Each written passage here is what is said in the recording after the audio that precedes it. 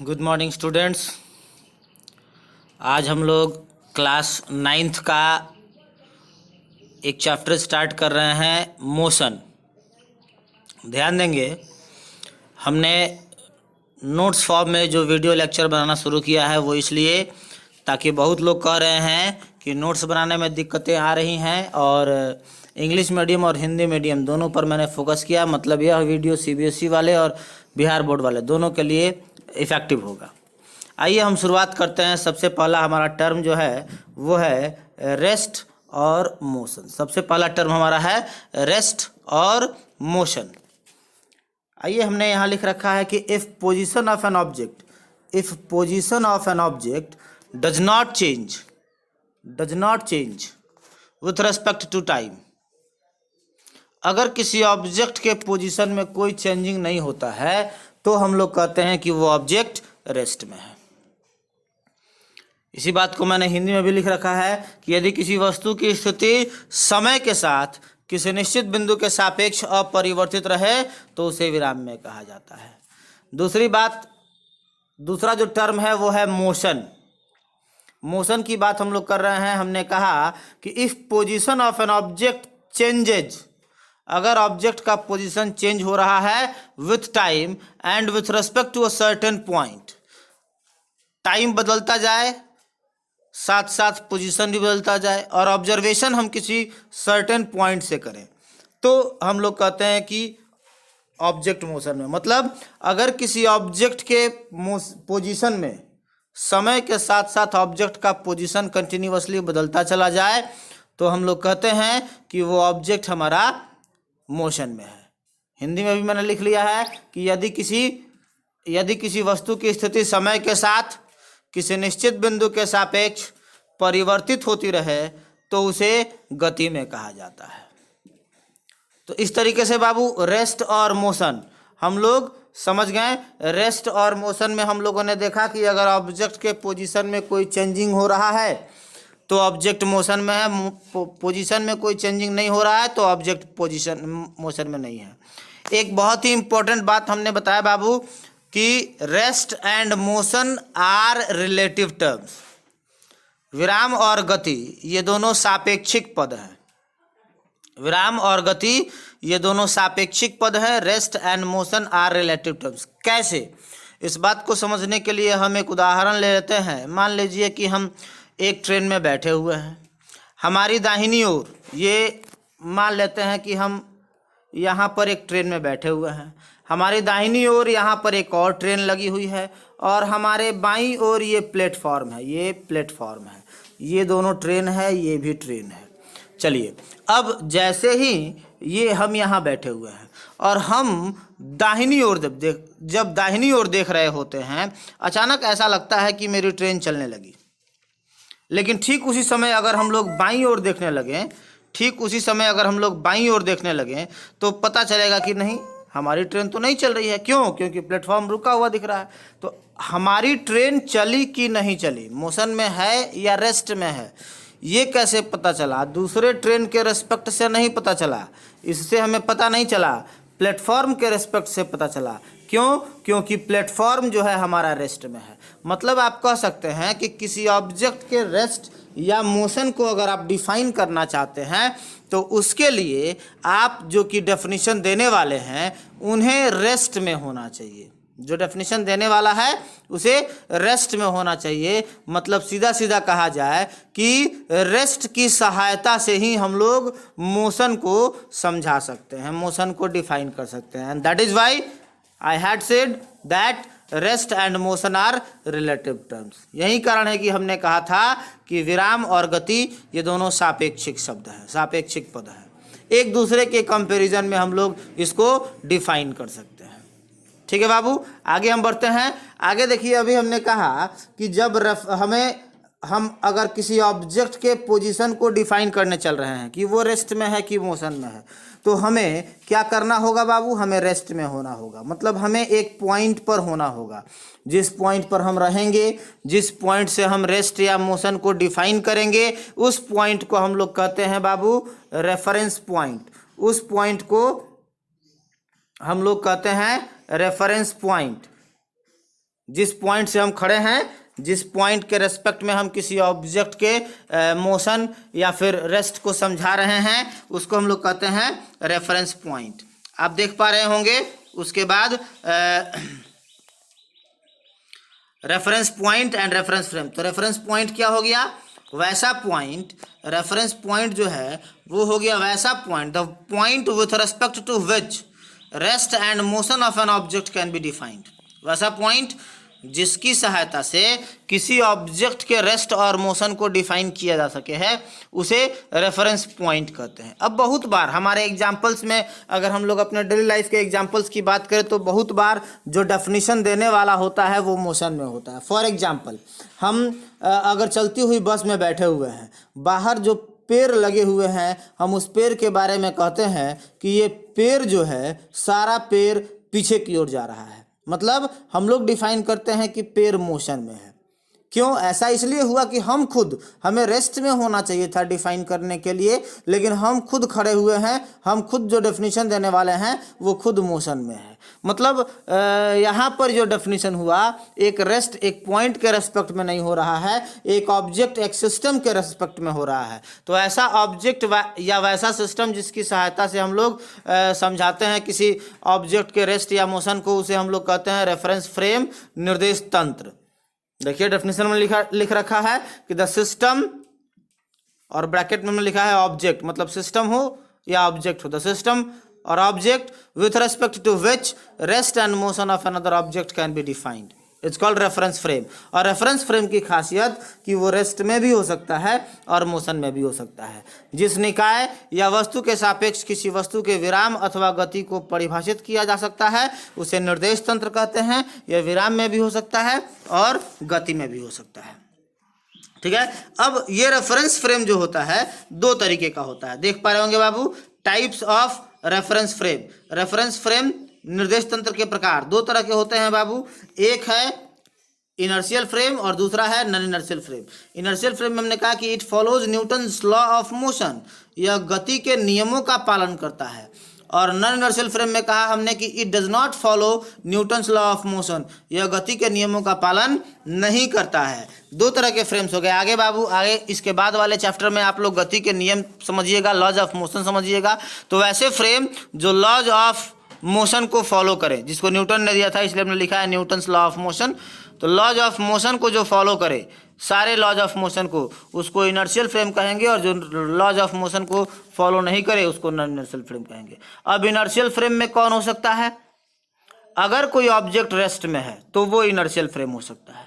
अगर कोई object constant speed से मूव कर रहा है तो वो भी इनर्शियल फ्रेम हो सकता है। लेकिन अगर कोई ऑब्जेक्ट कांस्टेंट एक्सेलरेशन से मूव कर रहा है तो उसको नॉन इनर्शियल फ्रेम कहेंगे। और अगर कोई ऑब्जेक्ट रोटेट कर रहा है, अगर कोई सिस्टम रोटेट कर रहा है तो उसको भी हम लोग नॉन इनर्शियल फ्रेम कहेंगे। दो तरह के फ्रेम ऑफ रेफरेंसेस हो गए। अब हम लोग बात करते हैं बाबू टाइप्स ऑफ मोशन। आप देख पा रहे होंगे बाबू, मोशन के बेसिकली टाइप्स जो हमने बता रखे हैं वो 5 तरह के हमने बता रखे हैं। आप देखिए, इन पांचों में पहला हमने लिखा है स्थानांतरीय गति। आपने अगर इसके नाम पर फोकस किया होगा तो स्थान अंतर, ट्रांसलेशन।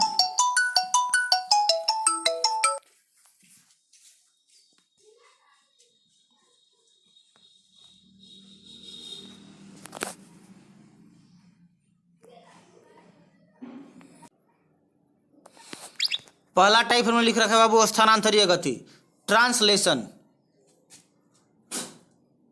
स्थान में अंतर, मतलब एक ऑब्जेक्ट यहाँ है और यहाँ पहुँच जाए, इसका पोजीशन कंप्लीटली चेंज हो गया तो हम लोग कहेंगे कि यह स्थानांतरीय गति में है, ट्रांसलेशनल मोशन में है। बड़ा आसानी से हम डेफिनेशन इसका दे सकते हैं। डेफिनेशन इसका आपको खुद से लिखना है। अंग्रेजी में हम डेफिनेशन देंगे कि if position of an object changes completely then its motion is called translational motion. Hindi में इस डेफिनेशन को हम देंगे कि यदि किसी वस्तु की स्थिति में पूर्णतः परिवर्तन हो जाए तो उस वस्तु को स्थानांतरीय गति में कहा जाएगा। एक बार फिर से सुन लीजिए, if position of an object changes completely then its motion is called translational motion. Hindi में हमने कहा कि यदि किसी वस्तु के स्थान में पूर्णतः परिवर्तन हो जाए तो हम लोग उसे स्थानांतरीय गति कहेंगे। दूसरा टाइप हमने लिख रखा है बाबू घूर्णन गति, रोटेशनल मोशन। आप देख पा रहे होंगे आपके घर में जो फैन है, आपके छत पे फैन लटक रहा है, आप उस फैन को चलाते हो, लेकिन वो फैन आज तक अपना पोजीशन नहीं चेंज किया है। उसमें कैसा मोशन है? तो वो एक निश्चित अक्ष है, एक निश्चित एक्सिस है, एक लाइन है और उसी लाइन के चारों तरफ रोटेट करता है, रिवॉल्व करता है। तो ऐसा मोशन जिसमें ऑब्जेक्ट का पोजीशन चेंज ना हो, ऑब्जेक्ट एक फिक्स्ड एक्सिस के चारों ओर मूव करता रहे, उसको हम लोग कहते हैं रोटेशनल मोशन, घूर्णन गति। डेफिनेशन इसका कैसे देंगे? डेफिनेशन इंग्लिश में हम कहेंगे कि if an object moves around a fixed axis continuously, then its motion is called rotational motion. If an object moves around a fixed axis continuously, then its motion is called rotational motion. यदि एक निश्चित अक्ष के चारों ओर कोई वस्तु लगातार घूमती रहे तो उसकी गति को घूर्णन गति कहते हैं। यदि किसी निश्चित अक्ष के चारों ओर एक वस्तु घूमती रहे तो उसकी गति को घूर्णन गति कहते हैं। तीसरा टाइप्स ऑफ मोशन हमने लिख दिया है बाबू, दोलनी या काल्पनिक गति। जैसा आप देख सकते हैं झूला, घड़ी का पेंडुलम। ये बाबू घड़ी का पेंडुलम अपनी जगह पर ऐसे रहता है और ये आगे जाता है, फिर पीछे जाता है, फिर आगे, फिर पीछे, फिर आगे, फिर पीछे। मतलब ऐसा मोशन जो बार बार एक फिक्स्ड एक्सिस का अराउंड, एक फिक्स्ड पोजीशन के आगे पीछे या ऊपर नीचे कंटिन्यू करे, उसको दोलनी या काल्पनिक गति कहेंगे। अंग्रेजी में कह सकते हैं बाबू कि if an object moves continuously to and fro और up and down. To and fro का मतलब आगे पीछे, अप एंड डाउन का मतलब ऊपर नीचे। If an object moves continuously to and fro और up and down along a fixed position, then its motion is called oscillatory और vibratory motion. यदि कोई वस्तु किसी निश्चित स्थिति के आगे पीछे या ऊपर नीचे बार बार घूमती रहे तो हम लोग उसकी गति को दोलनी या काल्पनिक गति कहते हैं। चौथा जो पार्ट है बाबू, यादृच्छिक गति, रैंडम मोशन, इरेगुलर मोशन। यादृच्छिक गति, रैंडम मोशन में हमने कहा है कि अगर रैंडम, अनियमित, नाम ही स्पष्ट है बाबू कि इसका कोई नियम नहीं है, इसके विषय में आप कुछ भी नहीं बता सकते हैं। ये एक मक्खी है, अभी ऐसे उड़ रही है, फिर ऐसे जाएगी, फिर ऐसे घूमने वाली है, ये पता नहीं चला, फिर इधर घूम गई, फिर इधर घूम गई, हमने अनुमान लगाया किसी और तरफ और ये किसी और तरफ घूमती चली जा रही है। तो इस तरह के जो मोशन हैं जो कभी भी बदल सकते हैं और जिनके परिवर्तन के विषय में पहले से कुछ बताया नहीं जा सकता है, वैसे मोशन को हम लोग कहते हैं रैंडम और इरेगुलर मोशन। डेफिनेशन हम देंगे कि वैसी गति जो बदलती हुई दिशाओं में होती है और परिवर्तन को परिभाषित नहीं किया जा सकता है, उसे यादृच्छिक और अनियमित गति कहते हैं। The motion takes place in varying direction and the variation can not be defined is called random और इरेगुलर मोशन। और पांचवा जो पार्ट आपको दिखाई दे रहा है बाबू, आवर्त गति। कोई भी, इसमें से कोई भी गति आवर्त गति हो सकती है। ऊपर वाली चारों गतियों में से कोई भी गति आवर्त गति हो सकती है। कौन सी गति आवर्त गति होगी? जो गति एक फिक्स्ड टाइम के बाद अपने आप को रिपीट करे। जैसे पृथ्वी सूर्य के चारों ओर घूमती है, 365 दिनों में उसका एक चक्कर पूरा हो जाता है, उसके बाद वह उसी पाथ को रिपीट करेगी। घड़ी की सुइयाँ एक निश्चित समय के बाद अपने आप को रिपीट करती हैं। तो ऐसी गतियों को हम लोग कहते हैं आवर्त गति। अगर डेफिनेशन देना चाहें तो हम दे सकते हैं the motion which repeats itself after equal time interval. A motion which repeats itself after equal time interval is called periodic motion. वैसी गति जो अपने आप निश्चित समय के बाद अपने आप को दोहराती हो, उसे हम लोग आवर्त गति कहते हैं। अब इसमें से ट्रांसलेशनल मोशन के कुछ स्पेशल पार्ट्स हैं, हम अगले सेक्शन में देख रहे हैं। स्थानांतरीय गति के प्रकार, टाइप्स ऑफ ट्रांसलेशनल मोशन। आप देख पा रहे होंगे बाबू, बेसिकली हमने दो टाइप्स लिखे हैं, एक लीनियर मोशन रेखीय गति और दूसरा सर्कुलर मोशन वृत्तीय गति। लीनियर मोशन रेखीय गति और दूसरा सर्कुलर मोशन वृत्तीय गति। अब नाम ही क्लियर कर रहा है बाबू, वैसा मोशन जिसका पाथ एक लाइन हो। अब लाइन हमारा स्ट्रेट लाइन भी हो सकता है, लाइन हमारा कर्व लाइन भी हो सकता है। वैसी गति जिसका पाथ एक लाइन हो उसे लीनियर मोशन कहते हैं। The motion of an object whose path is a line, either a straight line or a curved line, it is called linear motion। वैसी गति जिसमें गति का पथ या तो एक सरल रेखा हो या फिर वक्र रेखा हो उसे हम लोग रेखीय गति कहते हैं। और अभी जैसा कि हमने बताया कि या तो सरल रेखा हो या फिर वक्र रेखा हो, आइदर स्ट्रेट लाइन और कर्व लाइन।